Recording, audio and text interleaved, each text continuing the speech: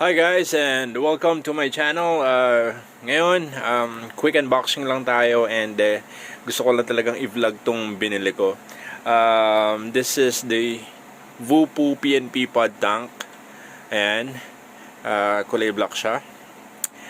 Main reason kung bakit ko siya binili kasi itong Tango kit ng Aegis Solo, for some reasons, ayan, kinalawang siya. Hindi ko alam kung bakit and hindi ko rin alam kung safe pa siyang gamitin. Ayan. Anyway, ito yung pinalit ko sa kanya kasi medyo tinatamad na rin ako mag-build. Minsan talagang gusto ko on the go talaga palagi. So, ito na lang muna. Gusto ko lang din itry kasi maganda yung looks niya. Ayan. Nga pala, ang price nito ay 650 pesos. I bought it from Bike and Vape. So, shoutout sa inyo. One of the best stores or shop ng vape products dito sa Taytay, Rizal. Alright. So, once again, dito sa harap, yan lang siya. Branding and the name ng item. Yung color. Top side, wala. Ilalim, wala rin. Left side, wala. Right side, manufacturer details. Ayan. Okay, so open na natin guys. Alright guys, so sa pag-open nyo ng box, may makikita kayong ito, parang ribbon na yan. So, ihilahin lang natin siya to slide the item. Pero yun na nga, mahirap kasi isang kamay lang tayo. Ayan. Alright, wag na natin gamitin yung tali. So ito, yun yung item. So sa loob, meron tayong, what's this? Okay, yung mga labels, and I believe ito yung user guide. Okay. And the item itself, ayan. Sobrang ganda niya. Tignan muna natin yung mga kasamang coil. So, tignan natin kung ilan to. Hindi siya masyadong kita. Ayun. I-post nyo na lang guys. So meron siyang what's this? 0.2? 3. Okay. 0.3. Alright. 32 to 40 watts. Is it? Yeah, 32 to 40 watts. Ayan. And meron din tayong, let's see. Sorry guys, medyo mahirap kasi. Ayun, no. Kitang-kita nyo naman guys. So, 0.15 ohms. Ayan. So, this is 60 to 80 watts. Sorry, sobrang liit lang. Ginagamit ko kasing view is yun sa camera. Pero kung titingnan nyo siya sa mata nyo lang talaga, makikita nyo kagad yung label. Alright, so tingnan natin yung tank itself. Ayan. So kung makikita nyo, ayan, medyo tinted yung kulay niya, hindi super clear. Kagaya siya ng mga nasa VooPoo Drag X or Drag S, VooPoo Argus Pro, ayan, mga ganyan. Maangas kasi tignan kung makikita nyo, parang classy yung dating, medyo alam nyo na, pag cool talaga. So ito yung ilalim. So VooPoo branding, designed by VooPoo, made in China. Made in China na rin pala, pero sana matibay naman. Alright, so that's it for the tank itself.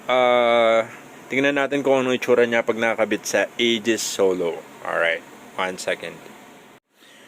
Okay, so guys, ito na siya. So, Aegis Solo with VooPoo PnP tank. Ang ganda, diba? So, to all of you out there na meron sariling mod, kung gusto nyong maging ganito yung itsura ng mod nyo, ayan, bili na rin kayo nito. Maganda siya. However, syempre, wala pa siyang hindi pa siya madidetect and no coil detected.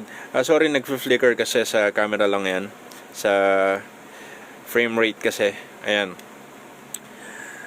Okay, so i-try natin lagyan ng coil and then ipakita ko rin sa inyo kung saan naglalagay ng juice and everything. Okay? 1 second. By the way guys, sorry pa na kanina kasi parang na-mention ko ay 50 to 80 watts to, pero nung tinignan ko siyang mabuti, it shows 60 to 80 watts. So, ito yung gagamitin natin, 0.15 ohms. Ayaw lang talaga niyang mag-zoom. Ayan, mag-focus pala. Alright. Okay, 1 moment. Alright, so guys, paglalagay ng coil, binubunot lang tong top part ng tank. So, ayan, binubunot lang siya. And then, malakas yung magnet niya guys. Tingnan nyo mabuti. Nag-snap talaga siya kapag binitawan. Oh, malakas talaga. Alright, so yan yun. Yung airflow niya, it's bottom airflow. I hope walang masyadong leaking, pero kung meron man, sana minimal lang. Alright, so yan yung loob. Okay. Alright, lagay na natin yung coil na kanina ko pa sinasabi. Alright, pero bago natin gamitin yung coil, make sure na mag-prime muna tayo ng cotton dun sa coil itself. Ayan, ito yung ginagamit ko. Ayan. Deadwood RY4 project. Nati. 3mg lang tayo guys. Hindi kaya talaga yung mas mataas eh. Okay. Alright, so nakakabit na yung coil natin. Nandiyan na siya. Kung makikita nyo, ito. Yan yung cover ng tank itself. Diyan tayo magre-refill ng liquid. Alright, ng juice. Okay. Alright, so ayan na siya. Meron na rin tayong juice. And yan, nag-flicker talaga. Pasensya na guys. It's because of the camera. Okay. So new coil 0.27. Yan yung reading niya. So new tayo. Positive. Right now 59.9, yan yung nakaset sa kanya by default. So 3.48 volts. I-reset ko na lang ito mamaya yung puff counter, but you know, hindi naman siya mahalaga. Alright, so 60, so parang 60 watts, pero ayun. Alright, nagbago na siya, 0.15 na, which is yung tama. Yan yung talagang nakarate sa kanya. I-fire muna natin ng konti. Yan.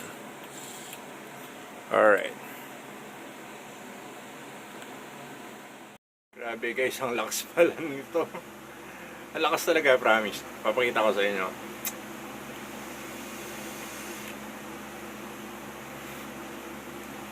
Sobra. So, 50 watts lang yung ginamit ko. Ganun pa rin siya, 0.15 ohms. Ayan. So guys, for now, wala pa akong masyadong masasabi dito sa item na to. Pero yung looks, yung build quality, panalo talaga, promise. And I think gagamitin ko muna siya mga 2 weeks before I give you feedbacks. Okay? So if you like this video, just hit like and please consider subscribing. Makakatulong po kayo sa channel ko. Maraming salamat and take care. Bye! What you're given, that's how we live it. Don't be mad at the system, it's simply how we've existed. I hear a lot of people talking like they politicians and choose to be an accountant because it's safe in a